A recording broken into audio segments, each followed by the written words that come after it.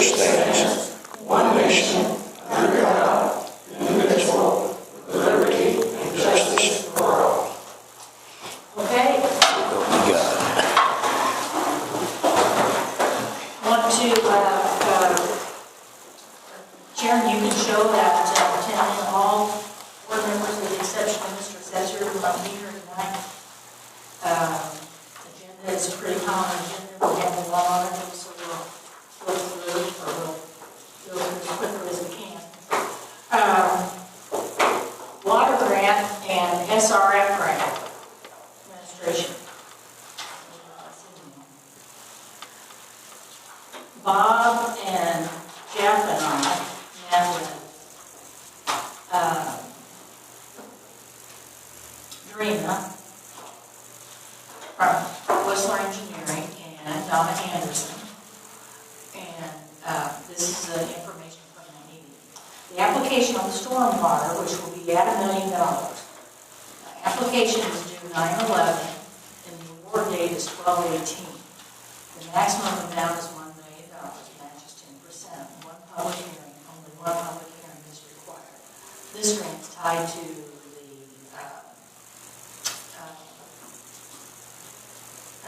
disaster funds, but they have a lot of money. So we have to have an income survey. That's why I was mentioning an income survey just for the people that are in the benefit area. It was determined that there's the potential to complete 4 of the 6 projects.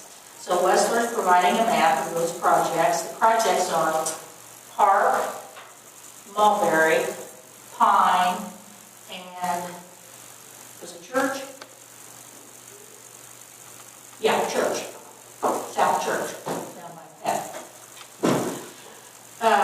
Whistler is going to revise the PER to update the appropriate cost estimates and consideration. They're going to also get cost estimates of front end to Kenna and to Steve Rock. They're going to email the PDFs of the 4 improvement areas to Kenna for their environmental work. And they're going to also do another update to the PER for project descriptions, because we did add one on our list. Okay, then on water, drinking water, need to follow up with Steve, which we're doing to, that's it, I'm sorry. The water update comes from Judy.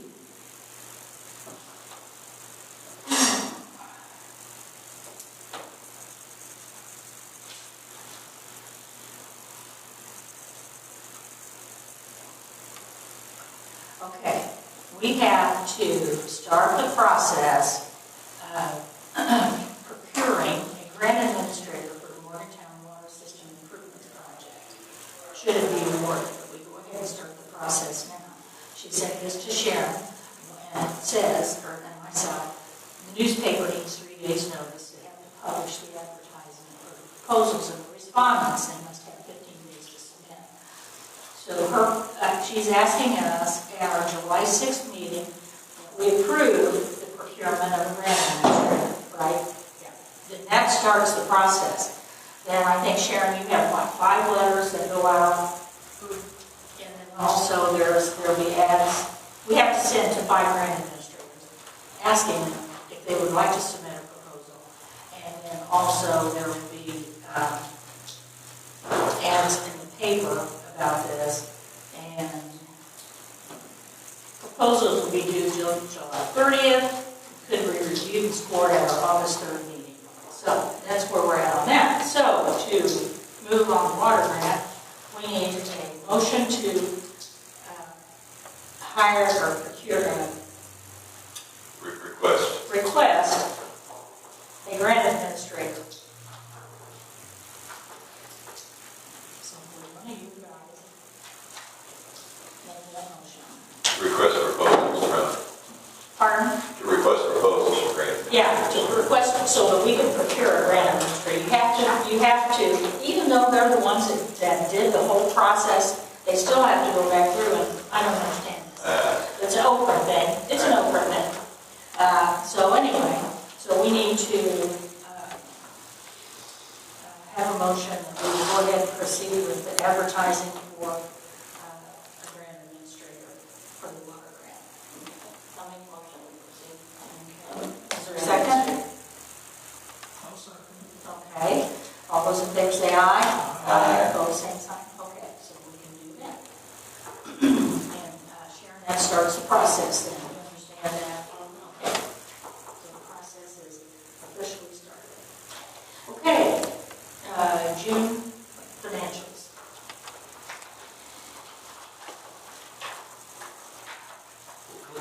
When you approve minutes of past meetings? It's in, oh, you know what? I don't have that. Well, I didn't see We it. always do it. Right, We always, is it? yeah. Okay. And I just, Did everybody, that's what I always have the first one like that. Did everybody have a chance to read the June 1st and the June 8th minutes? Were there any additions or corrections? Minutes will stand approved as submitted.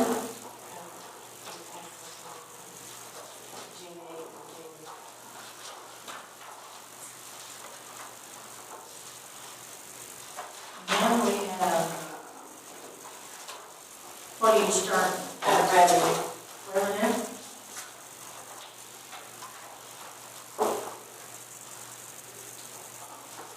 Do you have any questions about the revenue?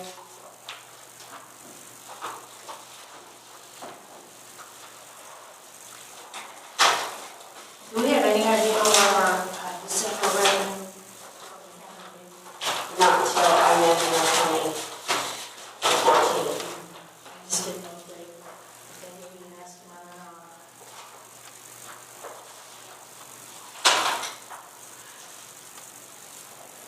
So I was looking at the dog park permits, we've had $390, so we've had, what, 13 people? Okay.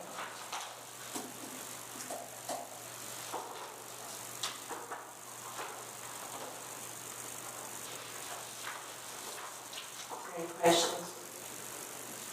Okay. There you go. Appropriation report. I do have one question. When is it, on the revenue, when is it that we are supposed to put money into rainy day? You can do it whenever, 10%, up to 10%, I believe. I thought that it was mandated that if you, oh, thank you. I thought it was mandated that, it's not mandated that you put so much of what you have left at the end of the year under. No, it's not mandated. Okay. Because you, okay. there used to be a date by which you had to appropriate it or you lost it for that year, and I don't think that's the rule anymore. Okay. I think what the rule then became is there was a limitation on how much you could appropriate. How in the world that's in state's business, I don't know. Well, it was in our last audit. They made us transfer like 23,000 from general to rainy day. And they said it was something that should have been done. And I don't remember why, but that's what that Eugene had to do. It was mine and we transferred it. And so I thought maybe there was a certain point that we had to do that. Okay. Okay, what's your next one? Appropriation.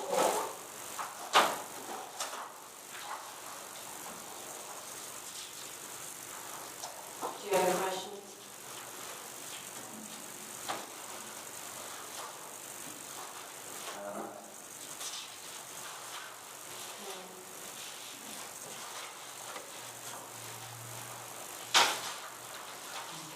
We'll do that one now. Money appropriated in rainy day. Yeah, we do have, yeah, we do have it appropriated. Right. But no, when we had our last, let's just go right ahead to the next one. When we had our last audit at Eugene, we had to appropriate money from general to rainy day. And it should have been done, but it wasn't done prior to your administration. There was some kind of a formula we had, but I don't remember now what it was. Okay. But now we can determine, up to a certain amount if you want to put, the council can determine if they want to put money in. Would having rainy day budget, what would be the advantage of having anything in rainy day? It's not anymore, right? I guess the fact that you could use it for anything you wanted to that came up would be, if something came up unexpectedly that wasn't appropriated, you would have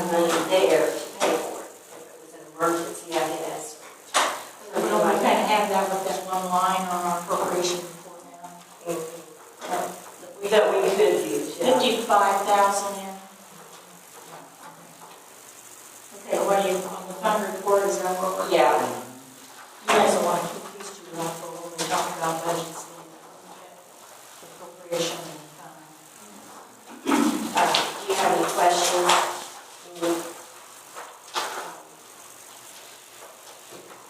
As you can probably tell, we have increased in MDH and the general fund our overall balance from last year to this year. what was it at the end of June last year, do you know?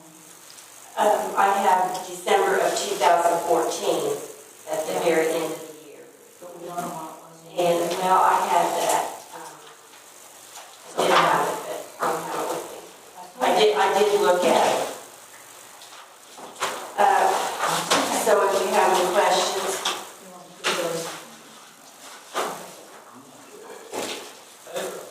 Payroll, okay. is there a motion to accept payroll?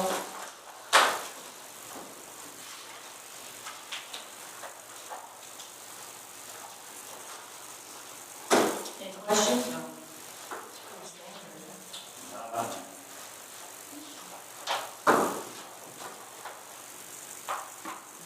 Make a motion to accept payroll. Is there a second? All those in favor say aye. Aye. Opposed, same sign. Okay. We have that one to send around. Okay, the next is the claim docket. And we had, I paid the fire department and our liability insurance is all included in this. Do you have any questions about any particular one? Any questions on claims? Home Depot's back to $2,000. We pay that in full in August. It's already paid off, I think. Oh, it is? Because we still have money appropriated. Our appropriation report shows, It shows that it goes off. it's paid in full, really? I think that's what I said on my little debt sheet that I printed up. I think it's paid off. I didn't think it was going to be paid off until August either. That's So why the last payment was just an even So 2,000? so I sent it to 2,000 and they reimbursed me the difference, the excess. Really? Well, that's great. Wow. And I So just we won't, put it back. that's money that we will not be spending. Right. I put it back in So and you I got increased, $1,500 left? and I increased the appropriation back up to what it was before I wrote that check. So. What do you mean you increased the appropriation? I did a budget adjustment on the appropriation report. Don't we have to approve that? It's money that we got back. It's money that we Oh, I thought you meant you changed the appropriation for the year. No. Okay. No. Because we still have money in that line. Yeah. I have it on $6,000. We have $6,000. Yeah. Anyway, we still have money in that line. Well, that's wonderful. That's a 2,000. So it's been down to 4,000, and you got 1,250.05. Yeah, and I increased back. So, yeah. Increased the balance. Okay. Well, that's a loan from 2007 that was just been paid in 2007. So that's, Yeah, it's all paid. about time. So at some point, you might want to do a Yeah, we were. fund transfer. It's all general fund, so I think you can spend however you want. Yes. A line item transfer. Yeah, they could, if they wanted to take that money and put it with the other improvements Well, and use it for whatever we're going to use that project money for, then that would increase by $5,000. Okay, is there any other questions on claims? Motion to approve claims? have you approved payroll? Yeah. Okay, sorry.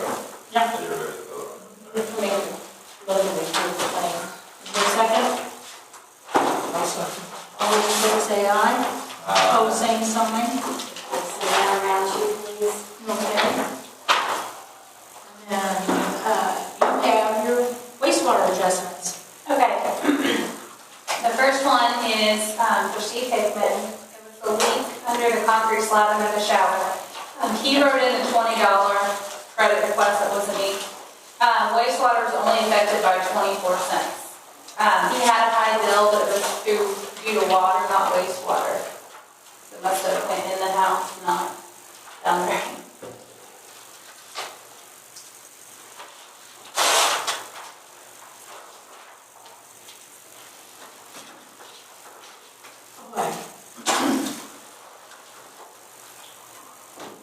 So wait a minute, he's asking for an adjustment to his water bill, not his wastewater bill. Yeah, we can't do. yeah. That's what I'm saying, wastewater was only affected 24 cents. And do we know why the water was lost?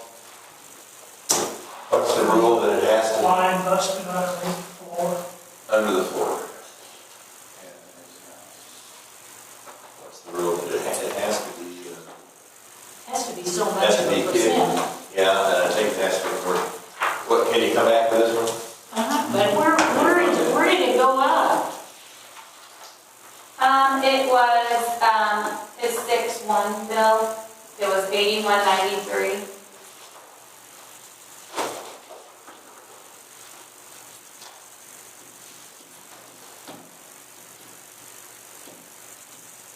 Well, there's something that's not right here. Looking at that 6-1 bill, his water charge is $45.58. In the previous month, on 5-1, it was $25.44. And his his wastewater, and so it went up $20. But his wastewater, which is also billed on gallons used, right? Yeah. Only, how can that only go up that many cents? Summer sprinkling credit. Oh, summer. Summer sprinkling credit. And I think that's why it wasn't really affected, because they went on in May. Okay, they're on sprinkling credit. Yep. our Each of sprinkling credit. Okay. Well, we'll go on to the next one then. Okay. The next one are reimbursement requests. Apparently there was a blockage on Hoosier Street. I wrote up a work order for Jeff and Bobby. All I know, I don't know about that, Jeff, about the blockage. All I know is that they submitted to be reimbursed for their sewer bills because their plumber bills, because the plumber said it was on the town, not them. Here, listen, did you see this one, Mr. Downey? No, it's not, no, I remember now. Yeah. No, it was not on the town. The town's lines were clearly run through them. And in fact, the neighbors to the north of theirs, like 2 houses, came out and said, hey, I just cleaned my ladder out. Are you up the here? I said, it doesn't appear to be. He said, well, I didn't think there was. He said, I just wanted to make sure because my washer is working fine. And everything was working fine from the northwest manhole to basically the one right here the street. But we jetted that and there was nothing.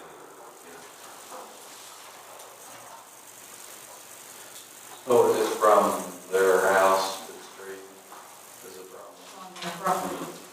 I don't. Back to the other one, unless it's 2 times the customer's average monthly usage, they're not eligible for adjustment. So it's not. And then just for future reference, if it is at least that amount, then the utility in its discretion can adjust it. If the damage is not visible or detectable on the customer's premises except upon excavation or some other disturbance of the property. So you're saying it was under the, so that would have fit that, and does not result in an act of the customer or any agent or contractor hired by the customer. So, but in this case, it wasn't big enough that it's eligible to be considered. Okay. Here's another one. And if you know, that people aren't going to be happy about that, but it is one of those times when you can say, you know, there's state statute that tells us what we're allowed to do. It's 8-1.5-3.5. And it's not that the council said no. We legally cannot adjust the bill. It's a violation of state law if we do. So if that helps to, you know,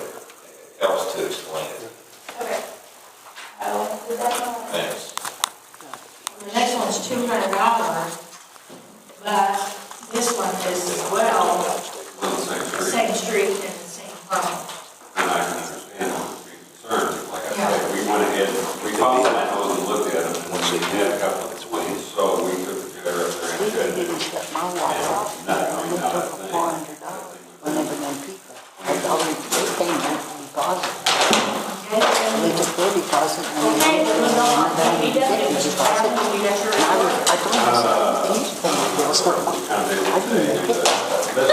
Due to the lift They station, sent it to Wells Fargo and issues, then Wells Fargo trying to paid. get them going done in landscape. The one thing I do have, to let you know, of course, I think it was last month, that there was a bill in question about prevailing in the service agreement on the lagoons. I had a meeting with them Thursday to discuss the delivery system of the sludge reduction stuff that we have now, and also to discuss the service contract. Okay. Anything else from you guys this month? Pretty busy month. We've got a couple of water leaks that we haven't really well. We've got valve power that needs replaced, and we've got one that runs to the old throughway. Oh, okay.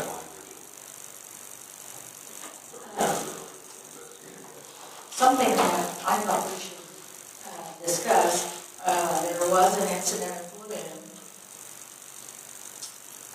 People being there that shouldn't be there. And I know that we have the no trespassing signs. Do we need something more than that? At the Well, I lagoon? guess to actually keep people out or to be able Well, to act if they. to help us, to keep us from having any liability, is there no trespassing sign sufficient, or do we used to have a gate, but the gate doesn't, they even, they go around the gate. Okay, well, But we had an incident, and, the no trespassing sign will make that trespass, one with notice that it makes it a criminal trespass rather than civil trespass, so those folks can be arrested as opposed to just simply and greater, bigger, sharper key, and arrest power, prosecutorial power, if that sign is there. From a liability standpoint, it helps. If we have a place for a gate, we have a gate that's broken, or we have one and we didn't replace it, or we have one and we don't close it, that's not very good. It would be better off not to have any kind of an apparatus for a gate to be on than to have it and then not have a gate there. it has to be controlled. Well, I'm there thinking, is a gate there, but it's, the post that it connects to is so walled, the ground is so walled around it because there's a couple of fields back there that farmers have to have access to. So I can't have a permanent concrete post because they can't get their grain heads through that gate. They have to pull that post. And then, I mean, there isn't any fencing. I've got some skids of block there. Block. Well, and I guess for practical matter, For vehicles, but not vehicles, if I want to walk on there, there's no. oh yeah, I mean, there's not, there or go in an all-terrain, or, yeah. I mean, it could be better. Yeah, I suppose it could. We could have a wall or a fence around the whole thing for practical matter. I don't know how we're going to do that. Okay. And so, Well, it is posted, right? No trespassing. I've got new signs. But it was posted, at the time, so, yeah. I think that's, when you consider the area that we're talking about, the liability, I mean, we want to be concerned about, that's part of the reason we have insurance, just for that. And I do think if there are folks out there and they are trespassing, we know that, we need to deal with them. Oh, that would be. By trespassers. They were that one, Yeah. yeah. Maybe the hope would be that everyone understands that that's someplace that where if you wander over there, you're going to get in trouble. So, Okay, Mr. Downey, thank you. Well, it's a lot more pleasant than. One thing that I did want to let you know, Mr. Downey, you do have money. I mean, we have a nice balance in wastewater if you wanted to consider approaching again that electrical line. Because I know we have to do that. It's just a matter of time, so. Got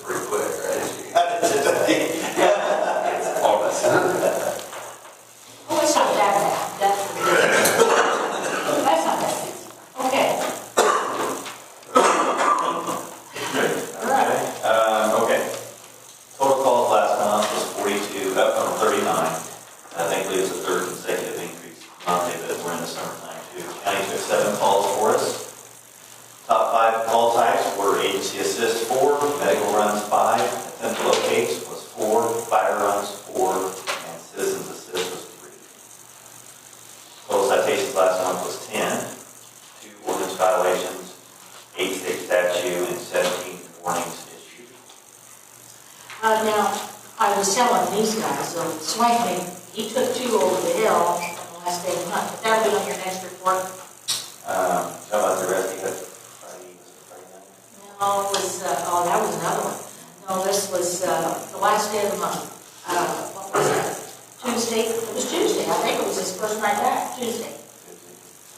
Yeah, no, it can't, I usually don't have the rest. Yeah. No, It's on this that's- week. No, it's not, but this is week ending 6/27. Oh, So, okay, you know, yeah, next- yeah. okay. Yeah, yeah, if it falls in the next week, it'll be actually fine, because there's more days in this month than that week. Okay, number 3 on my agenda. During the recent audit in my evidence room and the SOPs for handling evidence, I found out that it severely needs updated, mostly due to the chain of custody for the way the evidence is handled and processed in our department. Way too many variables, way too many doors left open, literally. What I want to do, I've adopted, or I'm using mirroring the county's evidence, SOGs, and I made some changes. I'm about 99% complete with that. I do have it here today, but I'm going to meet with their evidence that he was on vacation last week. And I'm going to get with him later this week and finalize that, just to make sure I've got what I wanted. Now, what I want to do, and I need to ask the council for this, to purchase this, and in mirroring what the county does, the way they handle their evidence, they use evidence lockers. They have a specific evidence tech. Our evidence tech will be me, the town marshal. Only one person will have a key to the evidence when it's brought in.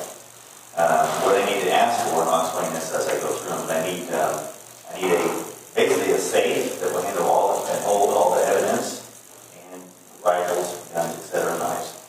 And then outside of my office, that will be in the office and locked. Only I will have a key or combination for that. Outside the office will be another 2 additional lockers, one for long guns and one that will handle smaller items that are taken in. Now, the county also does this exactly, only I'm doing it on a lot smaller scale.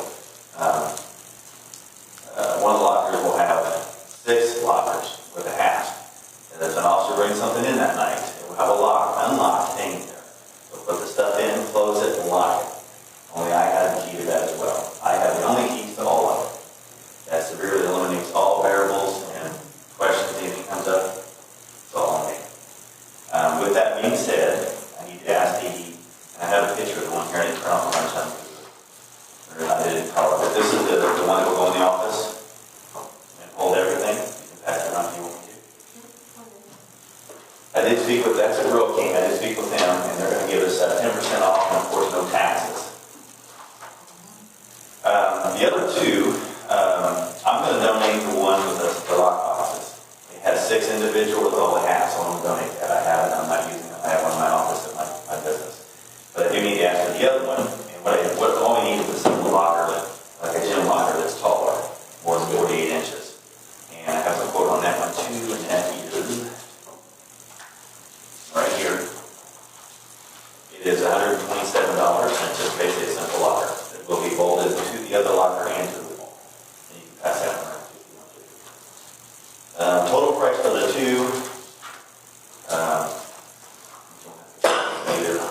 and I need to bring up this number that is $666. $666, give or take $1. Well, let's make that for $675 pieces. Yeah, because I do need locks, but I'm going to get those just done where they have an entire set and one key, that's all. I checked them out there too. Well, is there a motion to purchase these? I'll make a motion. No. No, go ahead, or just a second. Is there a second? Okay, now we can have discussion. Discussion? Okay, there's you're $539 on this one and $127 on this one. Yeah, I think the price on the back. I think I wrote everything else on the back. Yeah. So what's your $675? 666, 539 plus 127. Okay. We need to give him some, make it more than that, just in case something is going on. And I'll need this guy's stuff to give it. That's for you.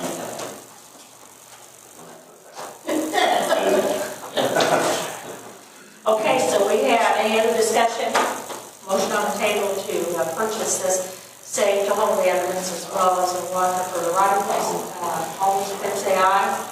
Aye. Opposed, same sign. Marvin, I want to say, I think that it was, I'm very happy that you responded to this problem the way that you did. You took care of it right away. It was a problem. Much outdated. Yeah. Next up is just a little update on my National Night Out that I'm having. Again, it's August 4th. I made a time change, 5:30 to 8:30. And I wanted to announce some of our sponsors. The Lions Club of Morgantown stepped up and donated tonight. Next door is a national sponsor. And then Target, I picked up Target. They're going to donate some things to Rattle Off. As of right now, it's like a couple mountain bikes. Wow. And then possibly the dollar store is going to donate some stuff too. We're going to have some games. Where are you going to have it at? What's that? Where will it happen? Right here. On the first day? And I want to publicly say thanks to Becky too. She's been helping me a lot. Got some brochures put together for me to let the hand out there on bull and stop bowling and those sort of things. She's done a lot of help. Okay, next up. The air conditioning is out of the department. I went on vacation, I come back, it's not working. I don't know what happened to it. Which also affects the food pantry. Now, I've had a couple of people have to look at it, and basically the Freon's all gone. The R22 is totally drained out. It's empty. What I did,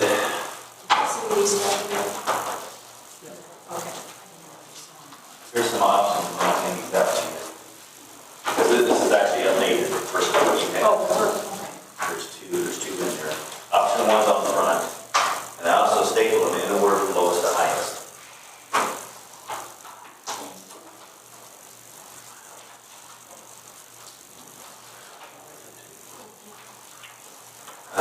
Option one is a total replace. And option two is to fix what we have.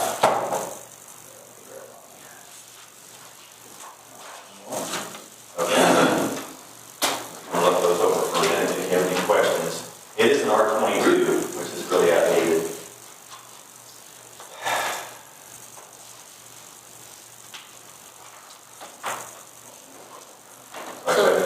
Basically, it's up to you guys whether you'd like to try and repair what we have, stick with the R22, or do a replace the outside unit and the inside coil, and which was updated to the fully R410A. This is the new refrigerant, this is easier to get and cheaper, a lot cheaper.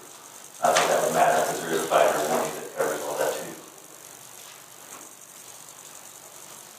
It's kind of scary me, says this is to do a leak check and repair on the battery coil, if that's what the leak is.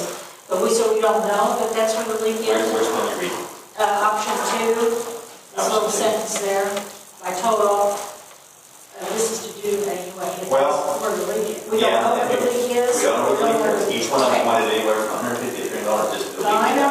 I don't want to do anything in it. You guys decide if we want to, which way we want to go on this. So it's still out.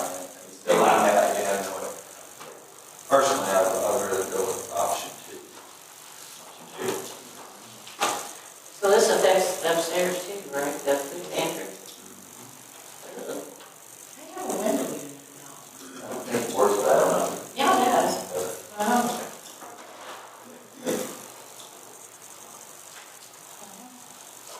So, what do you think, Walter? Door number 1 or door number 2?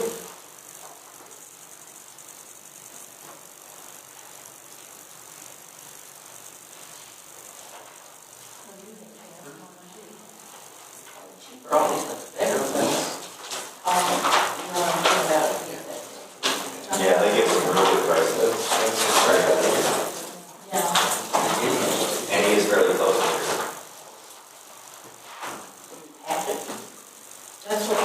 That's what the $1,200 bill is, basically, Yeah. it's packed in. Yeah, well, that includes an indoor coil too, though. Yeah, that's where they think a good guess, that's where it's leaking at. Because he said when they put that new furnace in, the way they had to jiggle and pick that thing in and out, get a chance to make it broken in. It's about 4 degrees in there. We're thinking about the air. Right. So, I mean, versus jumping out there spending $150, $300 just to find the leak, we better go ahead and look at this and get it approved anyway to get it fixed. We'll get that. Yeah, now the option 1, I mean, not checked, option R22, but that wouldn't matter for short term.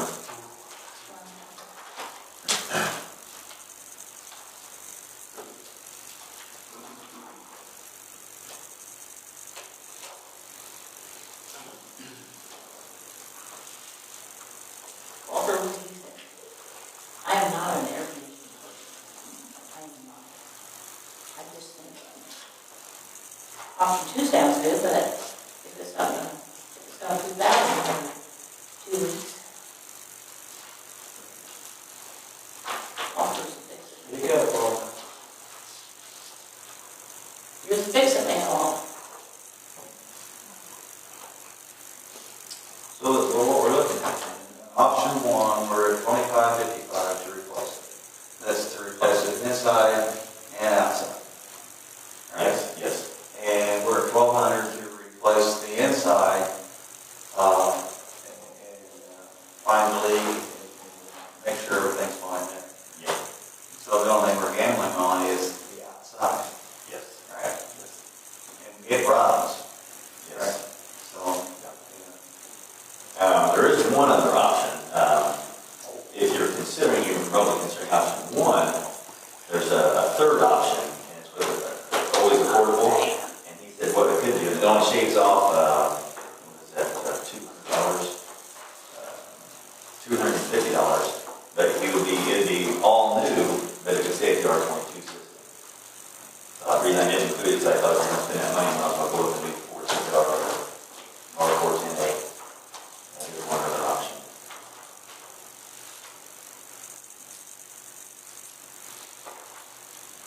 my son doesn't hurt me either way. I mean, I haven't looked at the unit outside. Or there's a unit outside, or we look at something that's going to be replaced down the road real quick. I think it's 10 plus years old, I know. I remember him mentioning that. One of the guys that came out and looked at it. So either way we go, if I've been looking at this right, our cheapest price is always affordable air. Yes, yeah, he did give me all the best prices. Okay. He said his local overhead's a lot lower than some of the bigger companies. He is fairly local. Yeah. Yeah, I know. He's pretty good. Yeah, he is very good. Who is it? His name's Danny Green. Yeah, he's done some work, not directly for me, but I've seen some of his work. I felt bad for him. He said he had 9 kids. He does. But no, it seemed like a really good guy. That's why he works all the time. Yeah. Yeah. They work a lot. How long have you been here?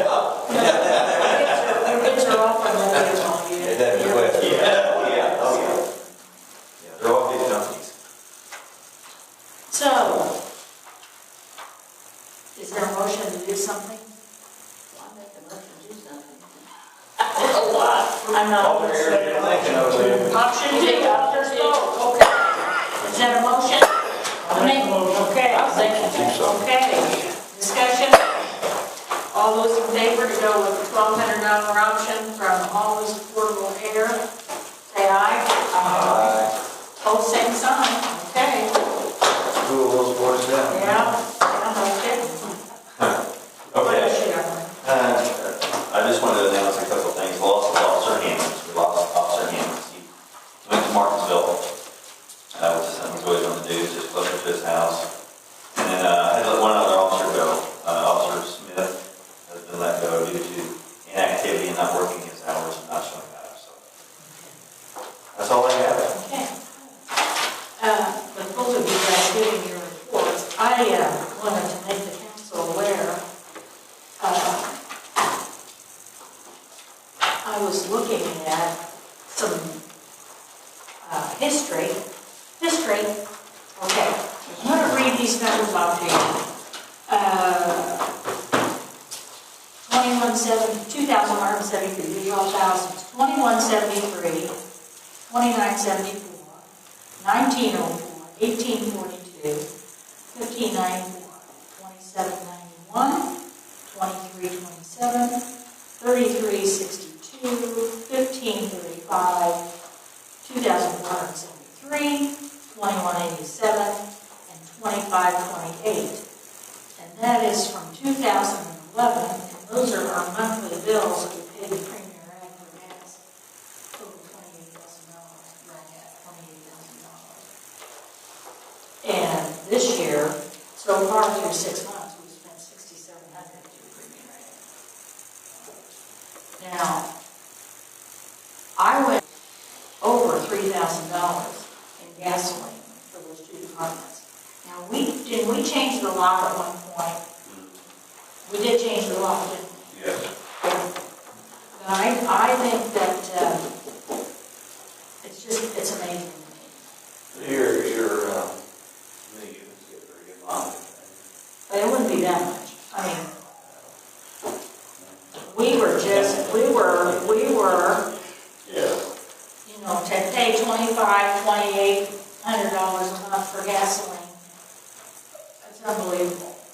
And now, I mean, just looking at this month and these other months, it's nothing. Nothing at all compared to. So I just wanted to put that bug in. How do we I want to put that bug in here. Well, it's a law. how do we secure it? Padlocks. No, everything's good now. I mean, it's good now. We changed the padlock. Like 2 years Are we- ago. yeah. Well, That's when it was astounding. that's when Zach was going all around the United States. Yeah. But that wasn't, I mean, even the previous DPW amounts were, I mean, unbelievable. It's just, when I ran these numbers, I thought, because I was looking at, the budget was what I was looking at, I thought, holy cow, how can we be, and gas has gone down, but still, to think that we would have a couple of months where we paid over $3,000 for two departments for gasoline. No way. No way. I mean, You don't have a code or anything? Yeah, well, actually, there's a padlock, and you have to have a key to the FD to turn it on. It takes two different keys. Yeah, but I mean, that you have a key. Yeah, everybody has a key? I think we're going down that key.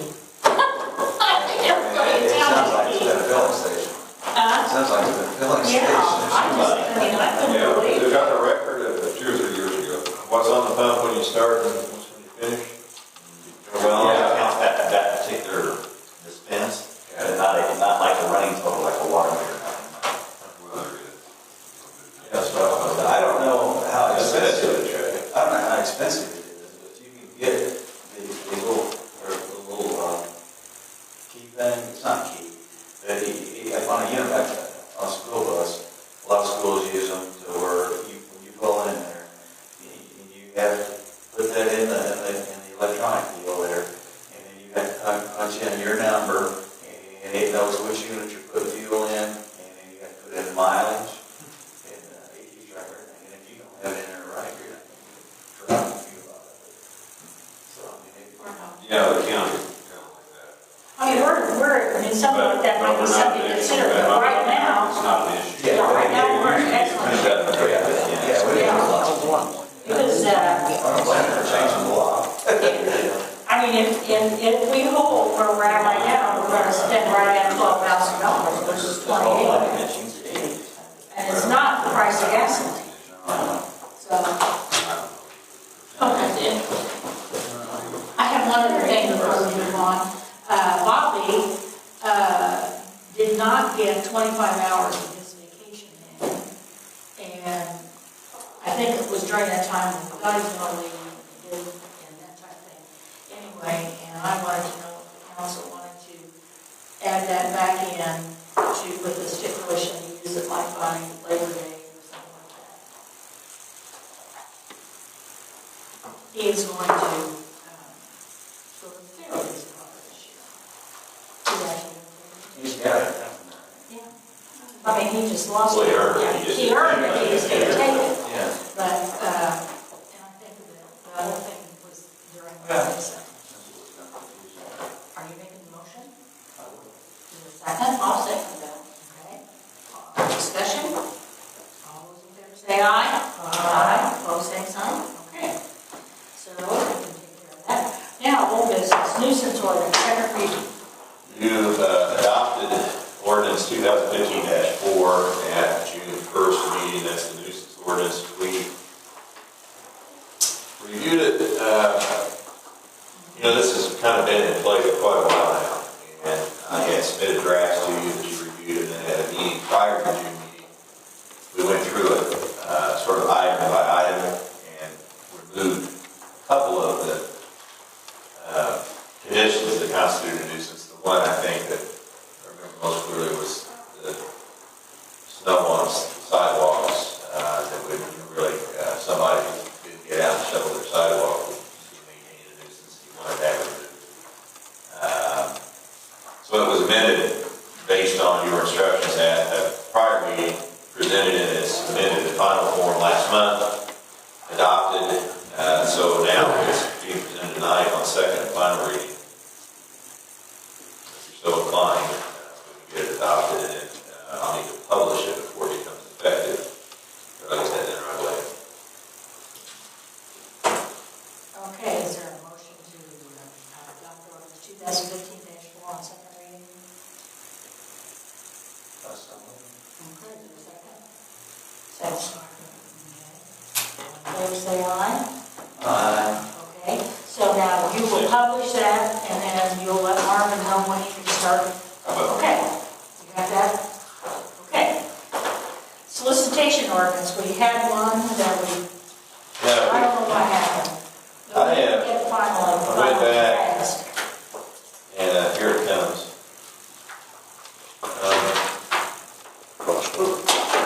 You all have seen this 2 or 3 times.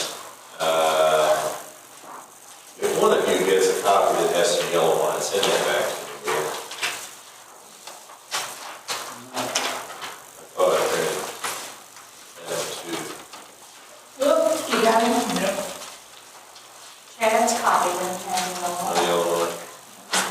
Maybe I didn't print that one. I think I remember though. The last time we looked at this, I had submitted to you just the way it is, with just a couple changes in it, highlighted in yellow, a couple of provisions that I want you to think about and make a decision on it. And one of those was on page 2, the licensing fees.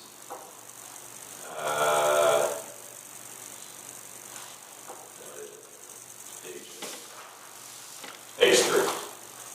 Page 3, see, and I noticed I don't have page number, so I'll fix that. On restrictions on license, the door-to-door solicitation, one of the questions was door-to-door solicitation where it should be permitted only between the hours of 10 a.m. and 8 p.m. It was 7 p.m. I changed that date. You did tell me to, but that was one of the questions I had at the council before. My thought was, right now, it's 7:51. I think someone who may be conducting business in the evenings, by the time folks are home from work, that if you say 7 o'clock, that may be an hour or hour and a half that you have between the time people are in their homes and available, and someone who's working another job, there really is a limited time. So 8 o'clock is still pretty light. I don't think a lot of people are going to bed at 8 o'clock. I don't know that that's such an intrusion. I think you get much later than that, it gets to be.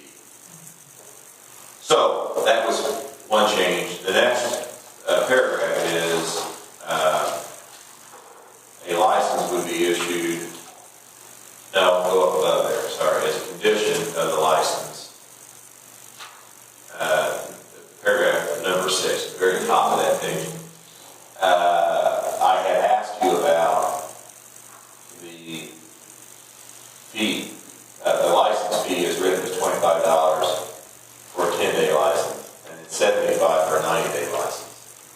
I didn't change it, but I had asked you before to think about whether you like those numbers or not. The reason for it is if someone's coming here regularly, and the one that comes to mind for me is like the Schwann thing or something like that. I don't even have those down here, but it's something I still see. Okay. Well, a lot. There are some good and some aren't. I don't know. I'll have it, and then they won't be there for a long, long time, and then the truck will show up again. And I think it's just somebody that decides to take a route that had gone dormant. But if they're coming around every week, I don't know that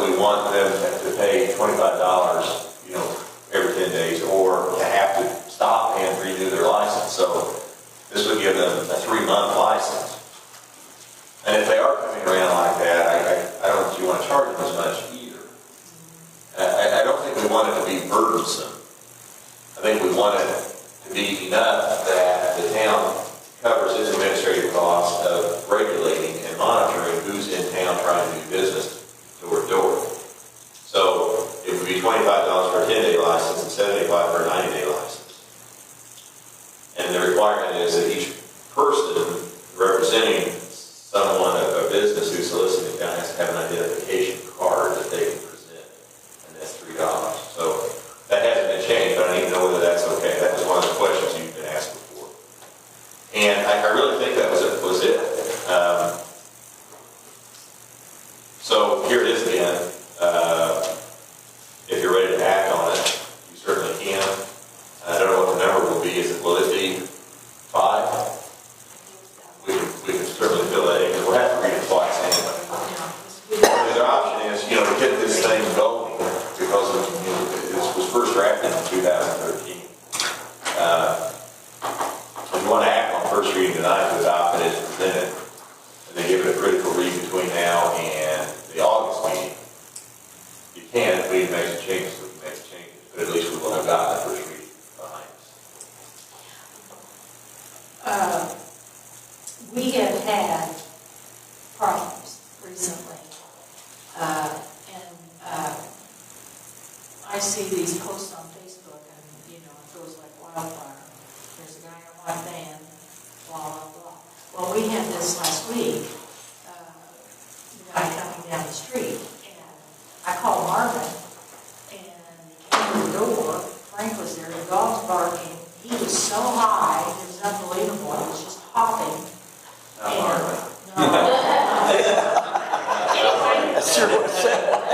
So he and his van, the van they were in, had that pink writing like you see at an auction, auction vans, on the back of it. So Marvin stopped him over on Grant, and two of the guys had driver's license from Georgia. One was from Oh, I know, and I was And it's always like that with the Right. door guys. That's why, Really? we get this passed. It's going to be great. There's a very select few out here doing that. But those are the kind that the Schwartz guy, we need. And right after I made that stop, it 1 hour later, I got an email from the Sheriff's Department, and they put out a suspicious call out of Brown County looking at that name. Oh, So I let them know, I identified it and everything, gave them information. So they were looking at it over the part of their county. They apparently started that there and came this way. They advised me that they got ran out of Johnson County.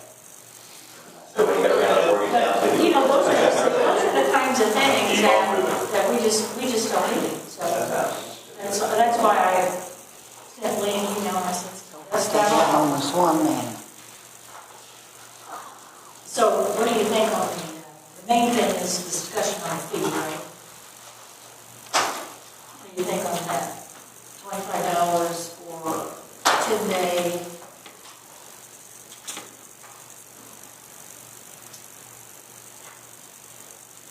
Seems like we ought to have a year one for like a Swans guy. I'm trying to think, is there somebody But that's, that comes around besides the Swans guy? I don't know of anybody else that. It's over over here. 6 months, and I don't know.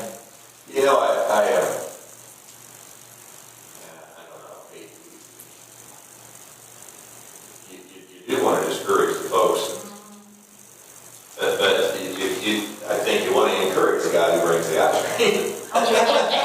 So,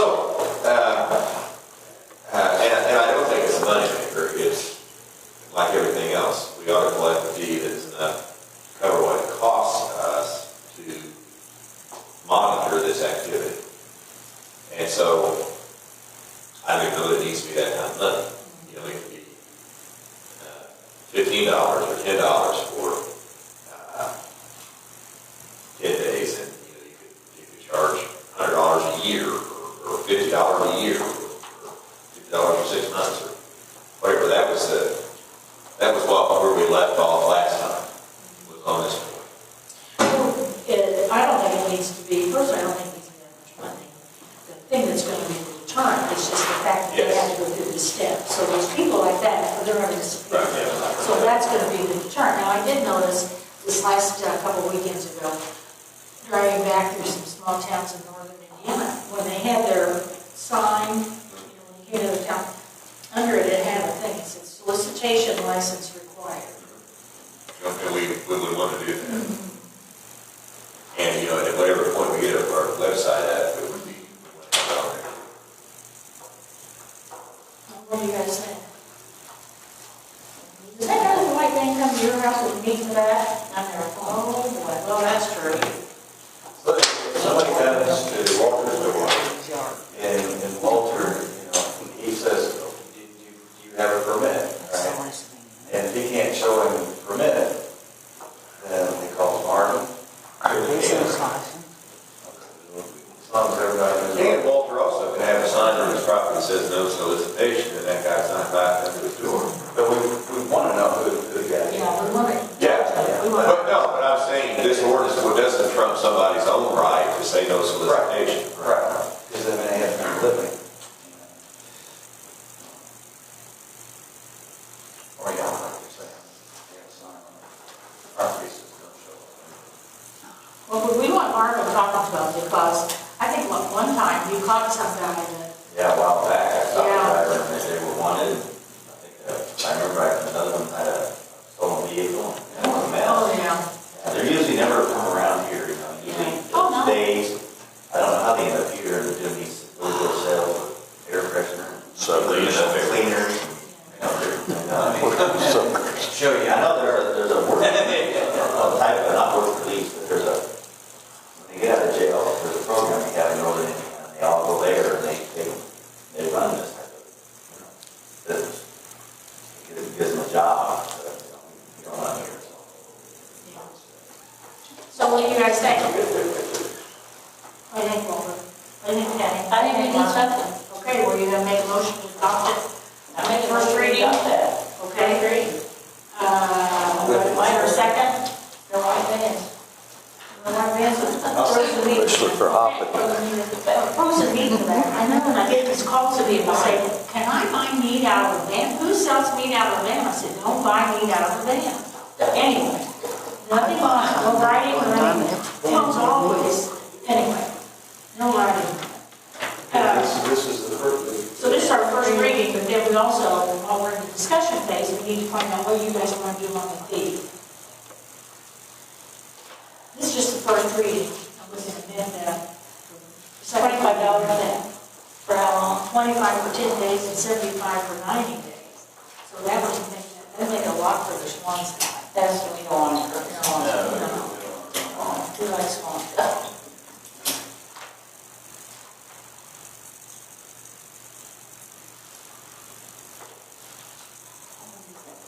Well, let's say that, what Lee said, we adopted, or not adopted, but did on first reading here, bring it back in August, and make the necessary changes at that time. And then For adopt the it. final adoption, make the changes at that time. Can we do that, or we have time? Oh, okay, that's what we'll do then. Okay, well, the second reading, we'll talk about that. That gives you time to think about it. Yeah. We have a motion on the floor to adopt ordinance 2015-1, solicitation ordinance. All those in favor say aye. Aye. Opposed, same sign. Okay. Let me mention one thing I should think about it. I think another option would be for those who are coming around every week. That's one. Maybe it's like a $75 for 6 months and then a renewal. If it's a renewal of the same license, it's a $10 renewal fee for an additional 6 months or 90 days or something. So you kind of commit it, and they have to pay some meaningful amount to become eligible. But if it's going to be the same person and they just want to extend the time, it's just a little nominal fee to tack on another 90 days. But then they're having to check in with us every few months, and we're, and so maybe that would be the way to get at it. Would it also be possible, like, just clause in there or something that shows that you recognize, like, as long as you probably are recognize about it, never isn't there or something, you get, I don't know. Because like I said, Swan people are established people that are reputable outfits, so, I don't know if that'd be a legal way to be recognized with their business bureau. There's a couple of those, yeah. I think the issue with all those, and it's certainly true of Swan too, in my experience anyway, is you'll have the same Swan guy for 6 weeks, and then the 7th week there's somebody, hi, and they're handing you out their card and they introduce themselves, and I'm taking over this route,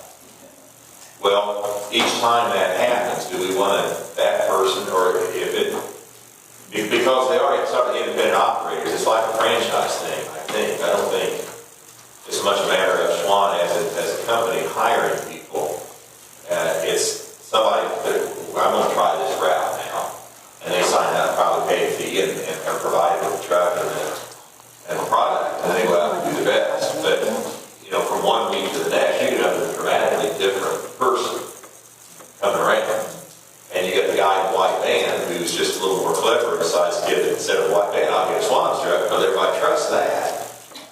And so you know, we don't also want to be lulled into complacency because it's something that's familiar. You got to strike a balance. Discussion on the animal ordinance, we'll move that to next time. Great ice cream. Ice cream. No, let's Okay. talk too much about it. Yeah. Okay. Oh, can I just tell you this real fast? Does everybody have it? These provisions on the animal ordinance thing? No. Okay. Did you make enough copies? I didn't. Okay, well, I'll get it. Because I thought everyone did have one. That's right. But this is, there was a 2002 ordinance that the town has, ended in 2005. And then here's an ordinance that would, and so if I need to get more copies to you or something, give everybody a chance so you can look at it in August. No, I'll have. Because that's, we can make it better than what we had. Next item under old business, we had an executive session this evening to discuss further proceeding with the purchasing of a building on Washington Street. Is it 29? Is that the address? 29, 39, 49. Okay.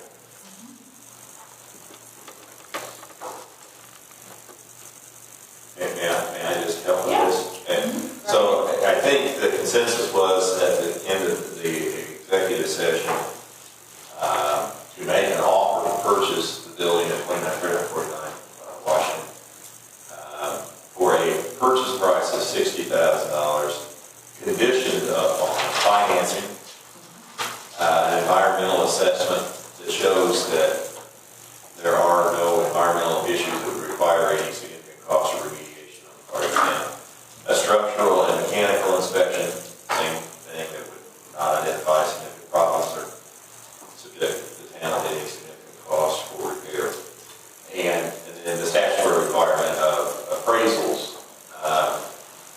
Two appraisals would have to be done during this contract term, and the average of the two would have to be at least $60,000 for the town could proceed with the purchase. So what the statute contemplates is that you would go out and have two appraisals done and base an offer to purchase on that number, but it allows for a conditional contract or an option agreement to subject to those appraisals being done. So it's sort of like we're tying up the property prior to incurring costs for that. So the motion would be a $60,000 purchase price and a contract that would include all the conditions I just mentioned. Is there a motion?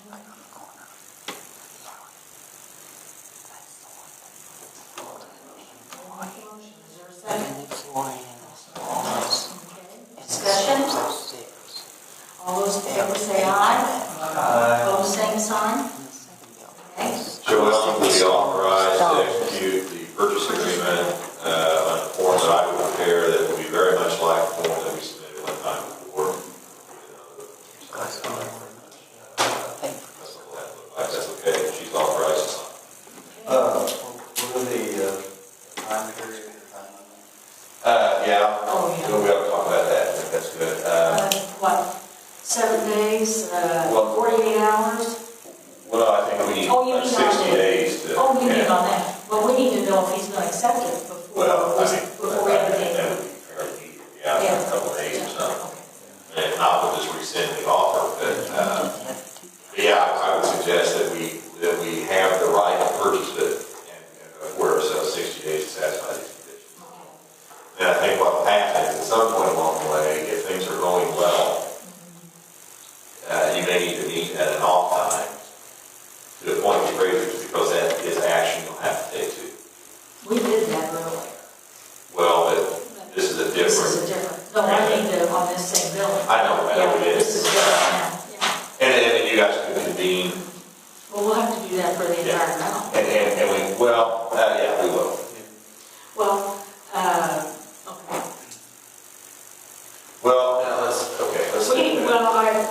I was going to schedule a special meeting on Monday, July 20th, to preview a potential website for the town. And so we could. Let's do this, and if that's the case, we'll get the offer submitted, we'll know certainly by then. And I think if any of you want to, between now and then, if we know the offer is accepted, to try to get some pricing or identify firms who can do the inspection work for us, and we can present proposals and project the cost to have that done at that special meeting, and then they actually take it, go ahead and commit to use whomever these experts might be to do this work for us, and appoint appraisers to site us. So let's do that. It should have, okay. Did you get that 20th? What time? 6 p.m. They have a man coming that's going to demonstrate a potential website. Okay? And then we'll also, if we need to, we'll meet at 5:30 on the executive session on the building. Okay, new business. And I talked with you about this, side-by-side regulations. What did you find out?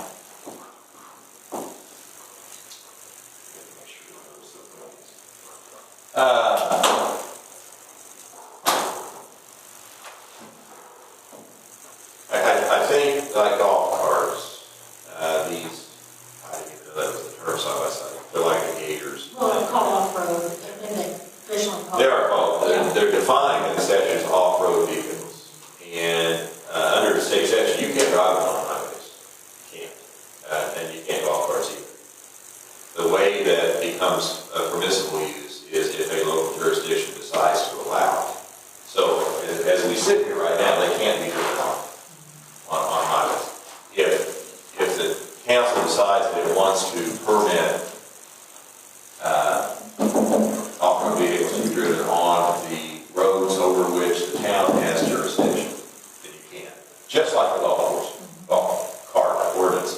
The golf cart ordinance now, though, specifically prohibits off-road vehicles. So not only has Morgantown not done anything affirmative to allow off-road vehicles, but we have written an ordinance that says no, they cannot be driven on the road. If you want to change that, we need to draft an ordinance to change it. My understanding is that, there are more and more of them, and some of them are being driven on the road. I think the regulation would be very much like the golf cart ordinance. We can require that they be permitted and all that kind of stuff, but I just need to know whether that's what you want to do. The DNR business that we had talked about, there are some permitting requirements for them. You have to have a driver's license as well. But the off-road vehicles are paired with snowmobiles in state statute on the rules and where you can ride. So you can cross highways at 90-degree angles. You can't ride on them or in the right way. You can ride alongside of them. There are rules about public grounds and stuff like that. So I just need to know what you want to do. So you're saying if you allow the side-by-side, you also have to allow the snowmobile? No. You wouldn't. And I don't think we have it out here. no, you wouldn't. When you look at the state statute and the rules that apply, it's the same set of rules. It will say snowmobiles and off-road vehicles.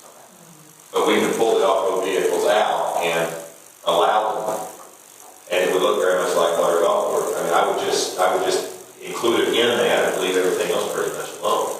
Well, they're becoming more and more prevalent, because I see them go by my house a lot. And then they go down Lake Creek and walk around. And I wonder too, there's also a different category for slow moving vehicles.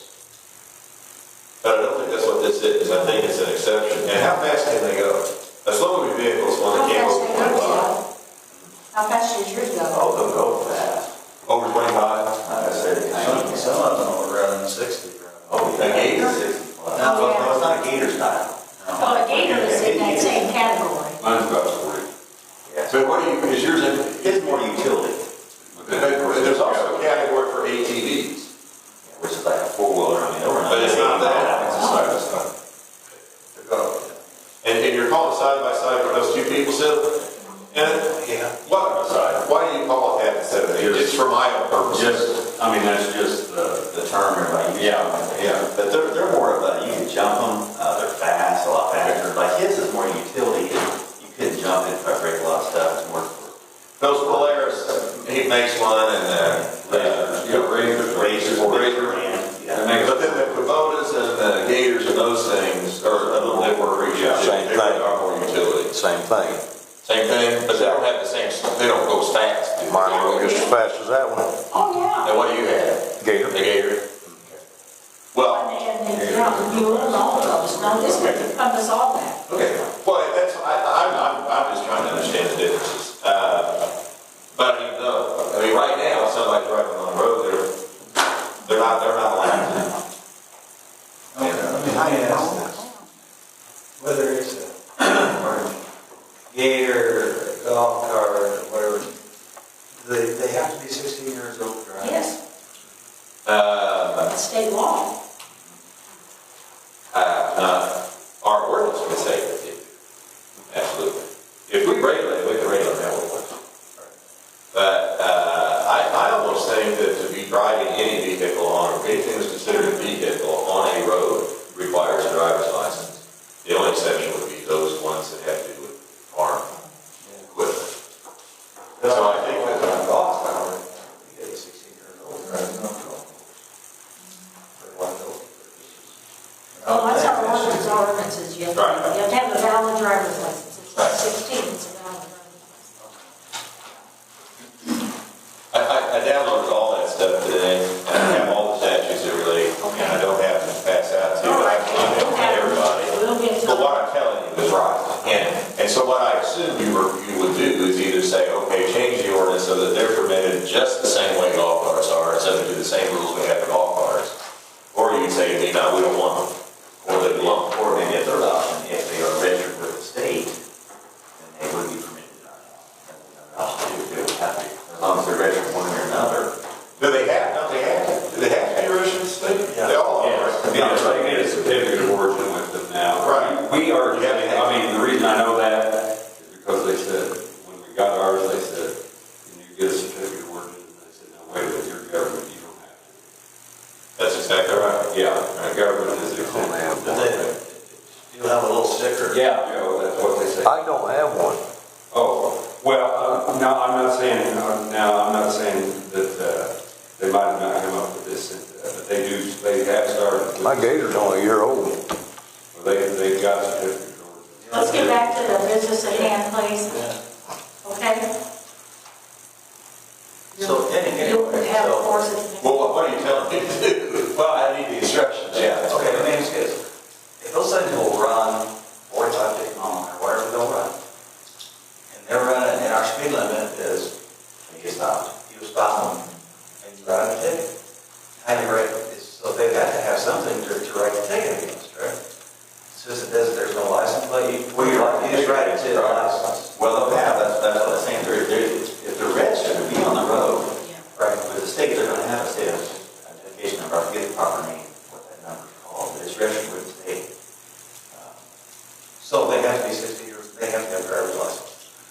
So if you stop them, the ticket goes against their driver's license. Yeah, but we're not, but I want to make sure we're saying this right. As far as the state is concerned, they can't be driven on the road. Period. The only way they can is if a local jurisdiction within the roads that, over which it has jurisdiction says, we permit it. This isn't something where, I think Morgan County has one. okay, Yeah. but we're creating a right or a privilege that doesn't exist in the absence of us doing something to create it. So adopt an ordinance, you can ride these things on the road in Morgantown. But you get outside Morgantown, and the next jurisdiction over doesn't have an ordinance that permits it, then you're violating state law. So, we got to, everybody understand that? Okay. But Morgan County, Morgan County has one, Brown County has one. Well, and I think, a lot of places do. That's just the way the state statute's written. And I guess the way I'm trying to present this, like say an individual comes to the town and raises ordinance discretion with the county or state, he's got a stick on it. Does he also need to? You guys want to do that? Also have mention with our county? Well, you have to. Or would you accept that as a? You have to a golf cart. We're requiring a golf cart. But I'm not saying it should or shouldn't. That's just what we have done so far. So how, if you see a golf cart going down the street, so we make them get permits, right? So they register them wherever they get a permit. How do you know who has a permit? Becky keeps an updated list. And they're supposed to have. Yeah, but I mean, if you come up behind one, how do you know without? Well, that's something I've got on here that I want to add to it for when we have these changes, that it'd be best to do it at a certain location. Right now, it's not. Like a license plate. Yes. I want it on I do have a golf rear cart. vehicle driver's side where we like to have it. That way, if I go to pass it, it's right here, I can see it. Only valid driver's license drivers should allowed to operate golf carts. Now, Morgantown golf carts are regularly doing daylight hours and let it equip with headlights and taillights. Register with town of Morgantown on 4 May 1st of each year, $30. Golf carts obey all rules of the road and shall display a slow-moving vehicle sign. Okay. No golf cart traffic permitted on state highways. Rear mirrors, factory seating, all that stuff. Yeah, I want to strike that too, changing the rear view mirror thing. I mean, one of them has that unless they have the overhead. Right, so you can have rear mirrors, you can take that out, just like it says required. Okay.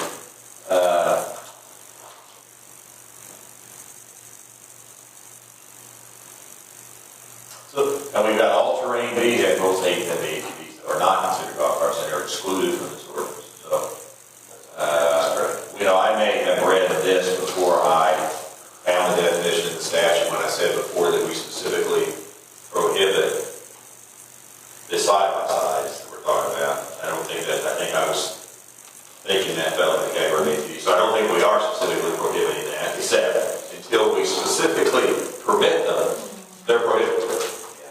I think they're classified as an ATV, same category, at least with the, None of the state statute, you have definitions. well, I mean, as a side-by-side versus an ATV. You're saying they are? I think they are. I don't think they're As far different, as the DNR permit would be concerned, I think they are. but they're defined as different vehicles in the statute. Oh, the side-by-side is too? Well, no, it's called off-road. An ATV, something else. So if you stop a golf cart and they don't have a license, you tow the cart, or what do you do with it? You can, you probably could. Yeah. It'd be the same. Same laws apply. And we put it back here, speed, and then stop signs. So, you probably could, yeah, you could. We need a little mini tow truck. A little golf cart, a little golf cart. Little golf cart.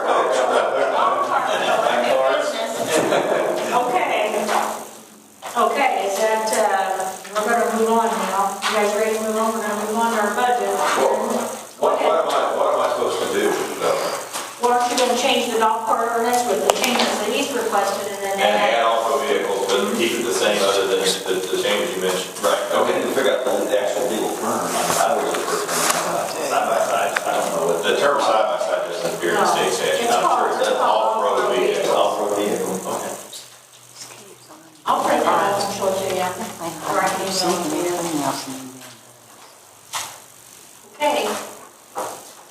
We talk about budget, Sharon, it's her budget hearing. The 14th, is that right, Sharon? What time is it? It's, in the morning, I think it's like 11.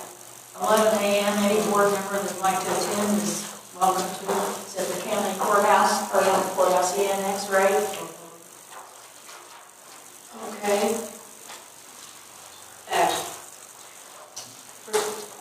First of all, does anyone have any questions about the loan debt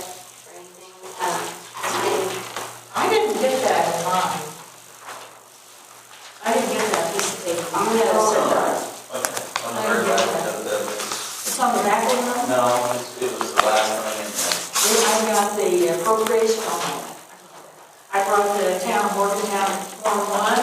I apologize And to your everyone. budget projections and your note to the town council, but I didn't see anything on the town council note about this. You didn't get that either? I got it. How many did you get? One. I don't have everybody. Okay, well, we'll share. Okay. This is just an update on the loans that we do have, the loans that have been paid off in 2015. I included the monthly payment, and I also included when these loans would be, when each loan would be matured. And the monthly payment. To give you an idea of, Now, does this match up with our gateway on our debt? yes. So everything in gateway now on our debts, okay. Oh, that's the, that's the,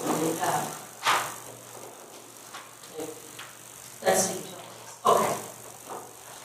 And then I did call, and I talked to Keystone, and they said to plan on a 5% increase. It may not be 5%, it may be, but, and then also I called Kevin Parks Insurance, and I talked to them about the liability insurance and the health insurance. So I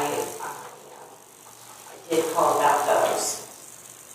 Now, I noticed in 2013, we paid the Keystone renewal out of, what is it, CCI or CCD or whatever that is. We did. So why aren't we paying it out of that anymore? Can we not pay it out of that? If the council wants to do that, we can remove it from, the line items and pay it all out of there if we want to. It seemed like there was a reason, there was a reason why we had to do that. Maybe we forget. I forget that what it was. We did not have what.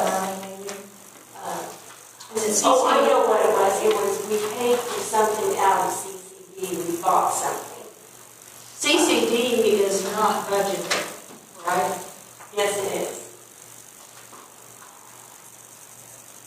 Okay, I see. It is a control fund account. It is budgeted.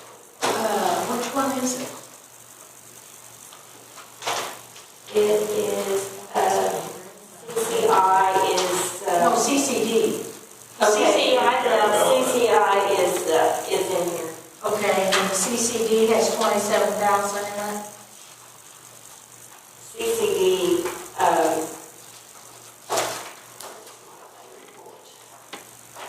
We budgeted 27,000, our balance is 32 right now. yeah. Our balance on CCD is 32,102. 32,000 for what? 10602, yeah. Okay.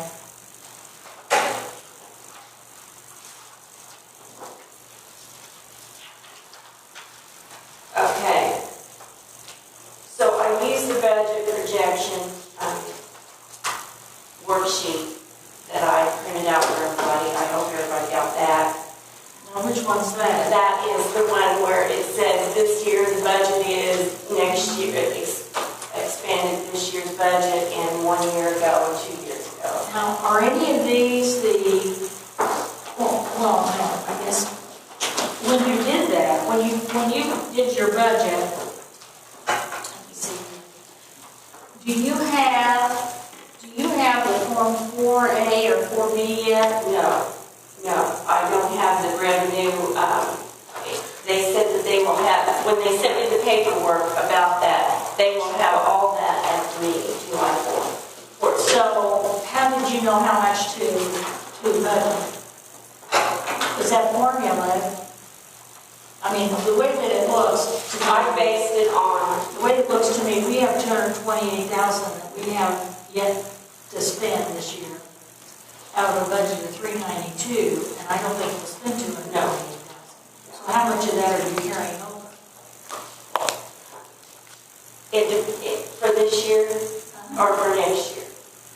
Well, how did you come up with your total budget here of $393,502.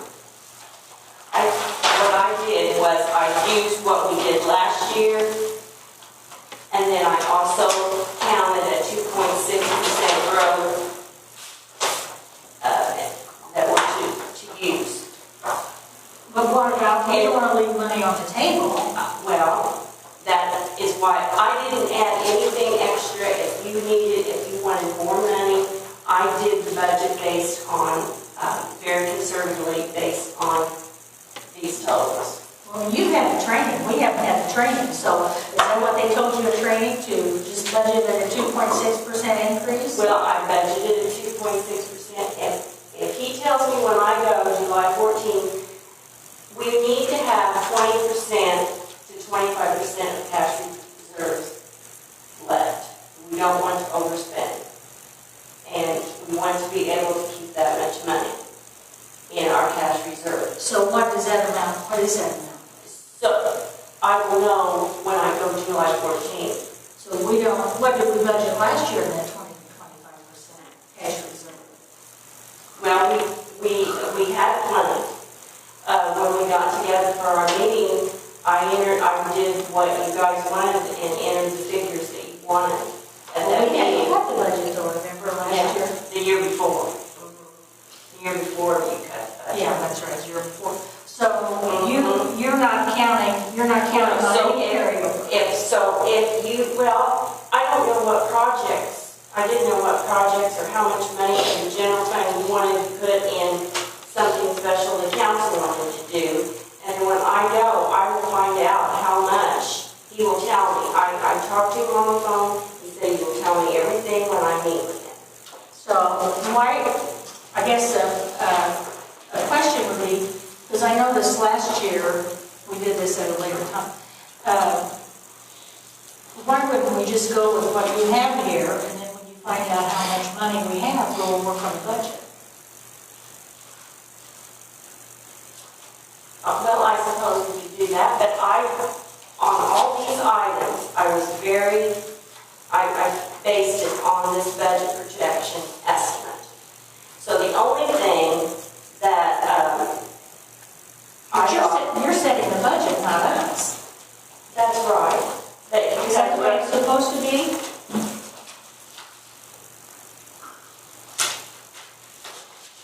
What I was trying to say is that when I get there and I find out how much more we can get, I wanted to know if the council had a special project or if they wanted to put in that amount of money extra into other improvements, other than buildings. Right now, I have in there quite a bit.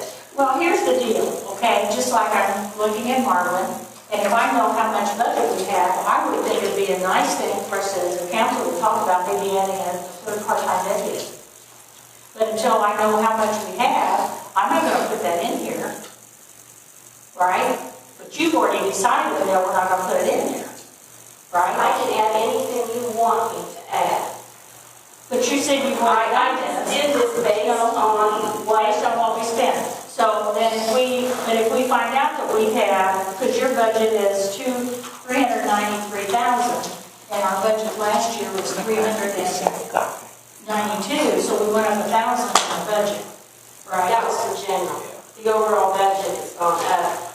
Well, that's all I'm looking at, $393,502.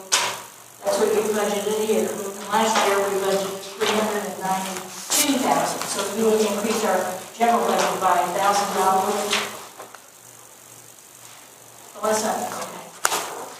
So, If you have a particular project that you want me to include in here, I will be glad to include it, because that's my job.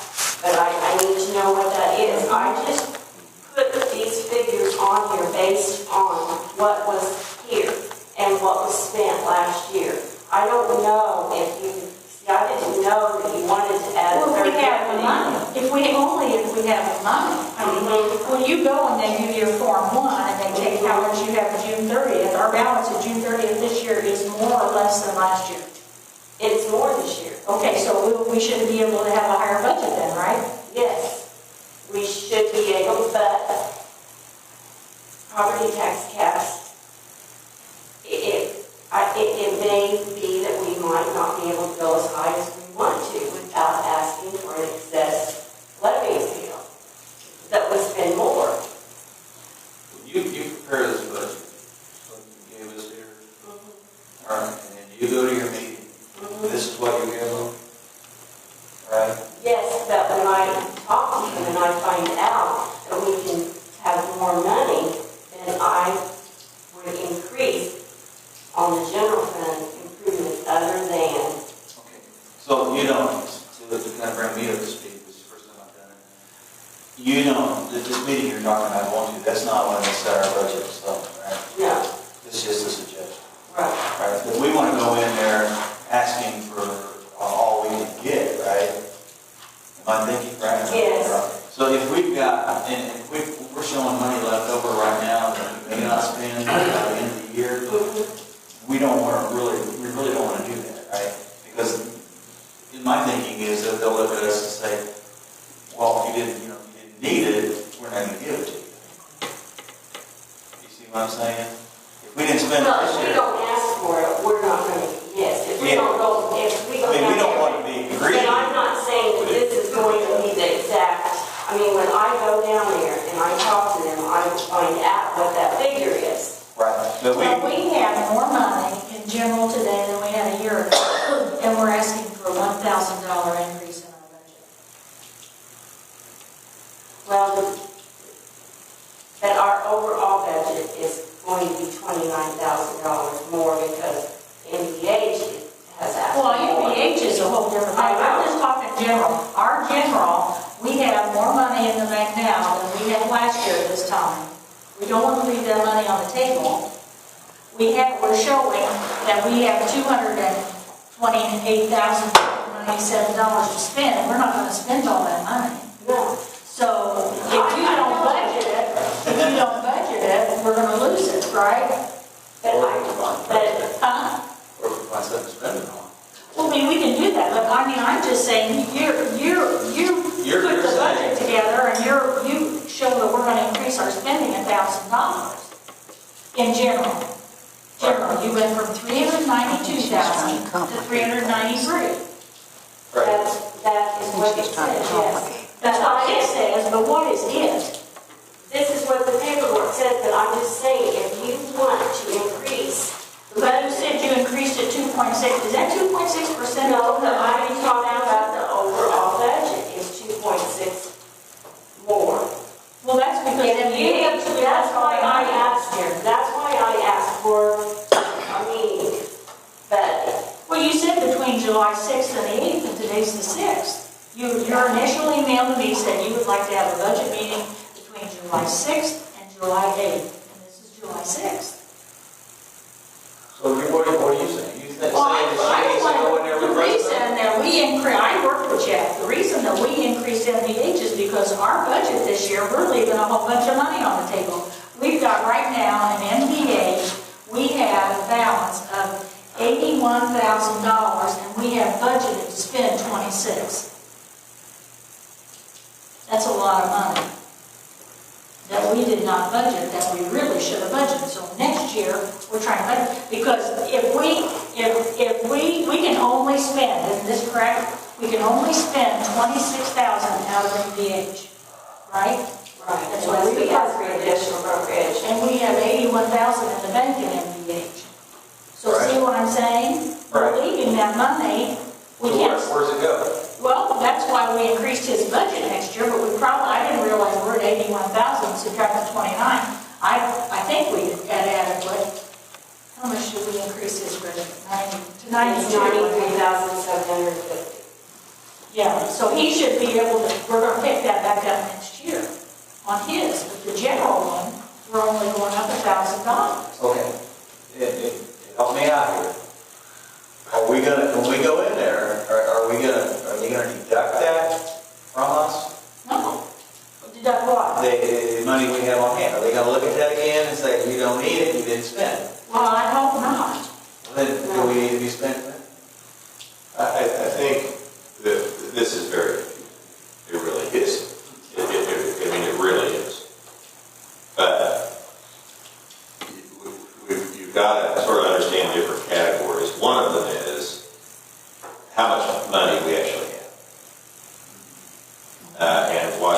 guess I'm hearing from both of you is we have considerably more money than what we have planned to spend in this fiscal year, this 2015 year, and what we plan to spend. We did a budget last year that projected what we would spend, and we're going to have more money than what we're going to have expenses. Okay. Now, the next category is the money that we actually did plan to spend. That's what was appropriated, and that becomes our budget. And once we have our budget fixed and these amounts appropriated, we can't spend more than what we appropriated. So if we've got $100,000 in our piggy bank, but we only appropriated 50,000 of it, and the LGF approved our budget with 50,000 appropriated, we can spend the 50, but we can't touch the remainder of it because we didn't appropriate it. It's there, the money's in the coffers, sort of, but we can't spend it because we didn't get permission to spend it in the form of a budget. But it's still ours. Yeah, it is, but it's like having money that you can't find because you can't spend it.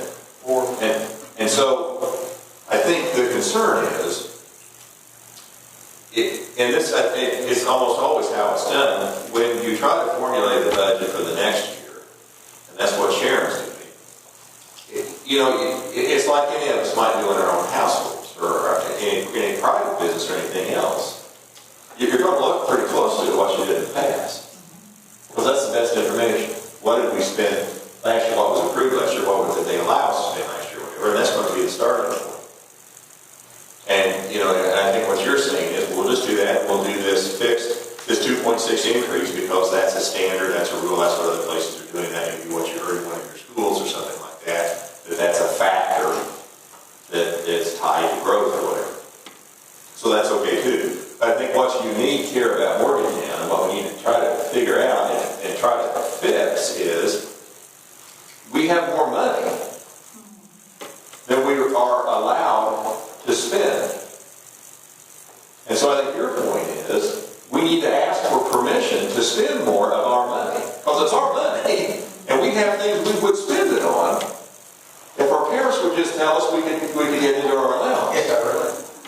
And so if in order to do that we need to request a larger budget, we just need to submit, we need to change That's what I meant. and increase it. That's what I meant. I need to know. You said our budget's going up 2.6%, and if I take our general, Our balance. well, NVH throws that out entirely. If we take just general alone, an increase of 2.6%, it's $10,000, not $1,000. I know, but I took the grand total of the budget and increased it by 2.6%, and that's 14,000 something. And so Jess was like 29,000 or whatever difference. And so I tried to be conservative because I didn't know. And so tonight, when I was coming here, my idea was to say, what do you want me to add to this?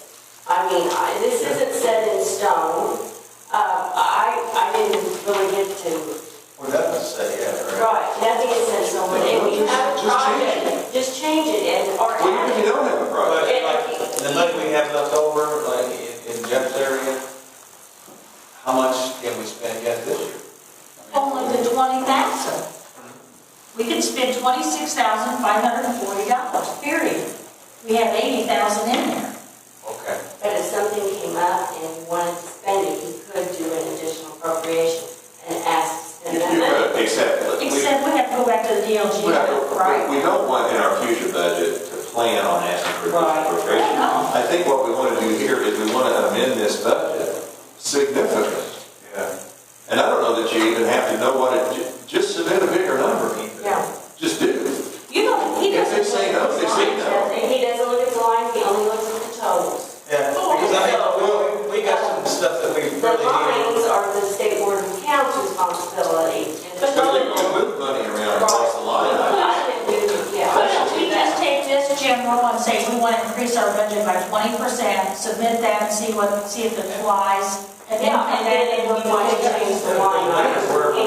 Well, I think we want to change the line item. Well, you don't have to because the math will have to work. Yeah, the math has to work. But if you get the additional 20% appropriated in your budget, Yeah.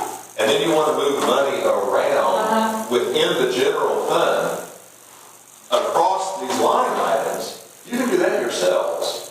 No DLGF approval for any of that. Just on the appropriation lines, not from rainy day to all those. Right. Yeah. Well, rainy day might be, but not the others. But like on rainy day, we have a budget this year, you have to I spend. don't think, I mean, rainy day, I don't. No, right, you don't have that in the general fund. Rainy So that's day- right. Rainy day, we have $23,000 we have budgeted to spend. We're not gonna spend that this year.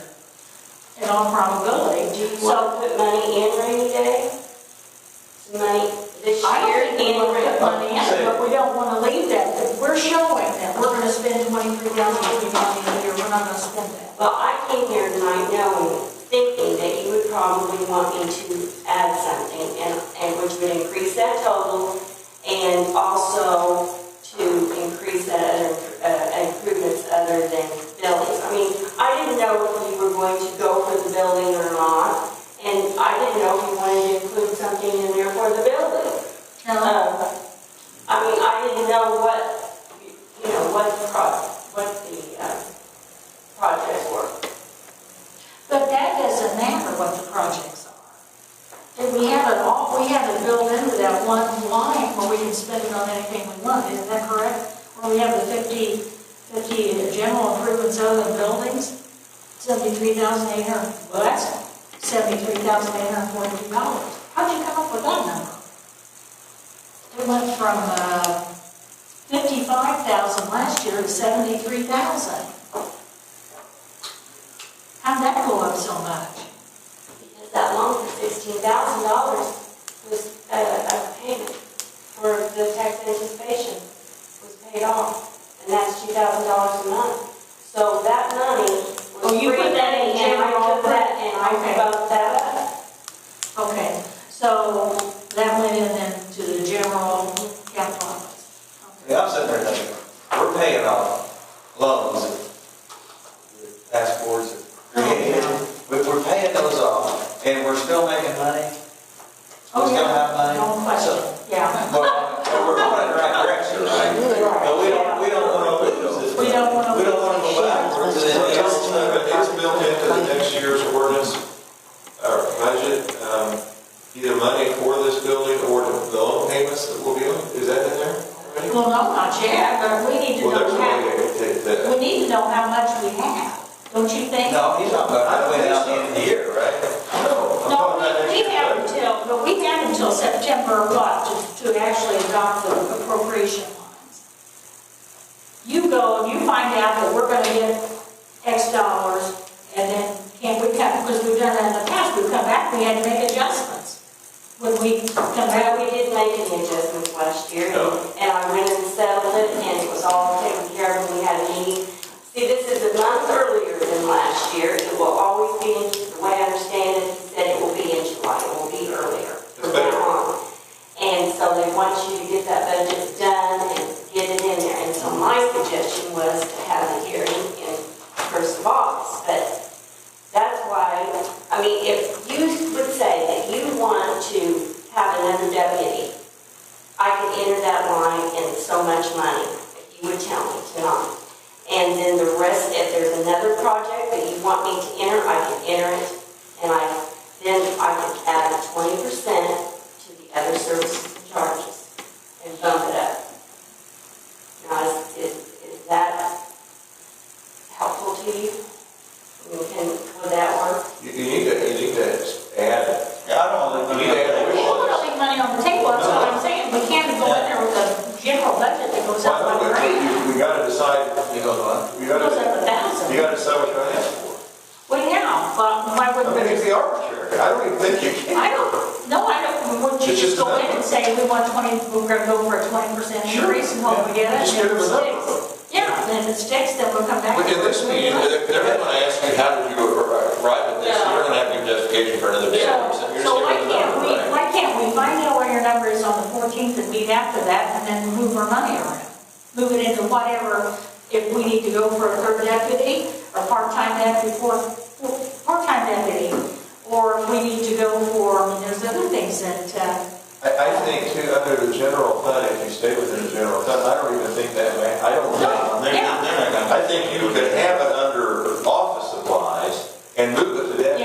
Yeah. And you do that by way of a transfer ordinance just internally here. No outside agency has anything to say about it. The only time you go to DLGF is for an additional appropriation. So for the sake of your hearing, if we take the budget that we had last year of the 200, or the 300 and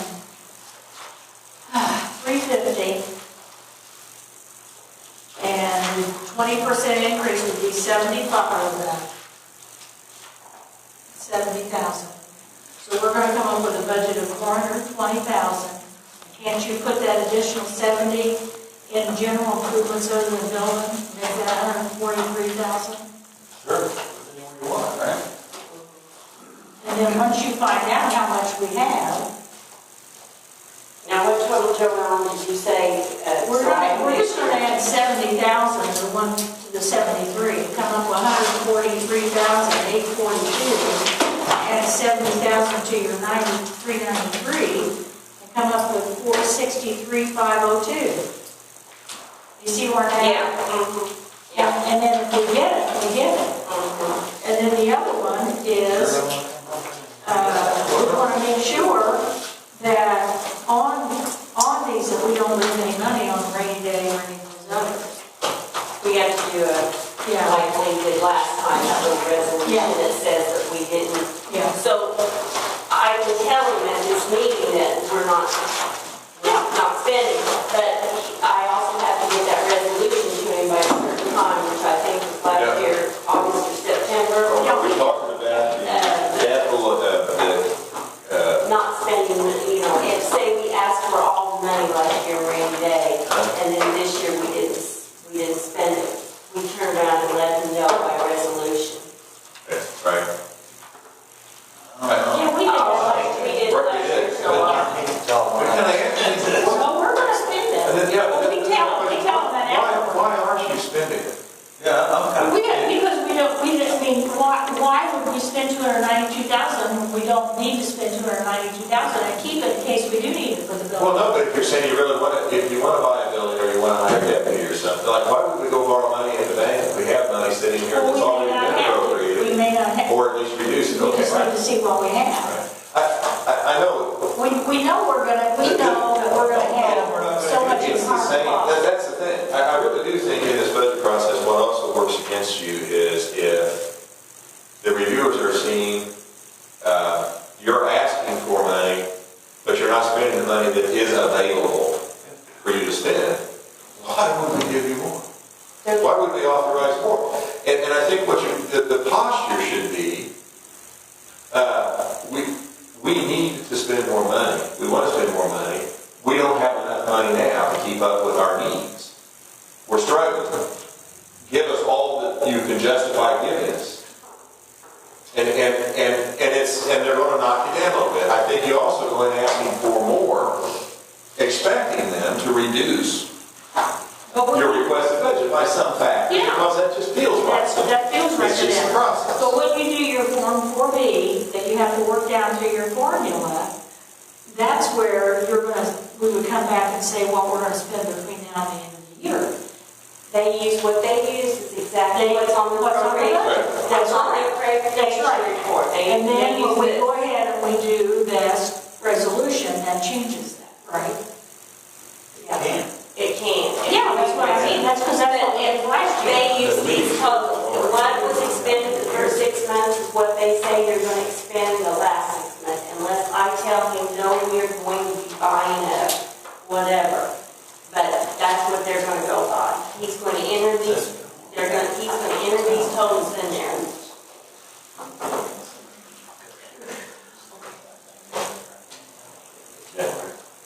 Well, the property tax. So is that all right with you guys if we just show a 20% increase? Yeah. And once we find out how much money we have, then we come back, we talk possibly deputy, or we talk about project. Don't tell them we're not gonna spend that money. No, we're not going to tell them we're not going to spend money. We'll tell them that after they tell us how Well, but much. it is, but back to the earlier point, there are two issues. One, we're not spending the money we have available to spend. Well, you want to do that. The other thing is, we